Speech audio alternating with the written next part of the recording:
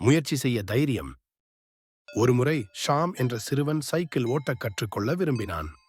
அவரது நண்பர்கள் ஏற்கனவே பூங்காவைச் சுற்றி பெரிதாக்கிக் கொண்டிருந்தனர். ஆனால் சாம் விழுவார் என்று பயந்தார். ஒரு நாள் அவரது மூத்த சகோதரி எம்மா அவருக்கு உதவ முன் வந்தார். அவள் சொன்னாள், சாம், எல்லோரும் முதலில் விழுகிறார்கள், தொடர்ந்து முயற்சிப்பது முக்கியம் என்று கூறினார். எம்மாவின் ஊக்கத்துடன் சாம் பைக்கில் ஏறினார். அவர் சில முறை தடுமாறி கீழே விழுந்தார். ஆனால் அவருக்கு உதவ எம்மா எப்போதும் இருந்தார்.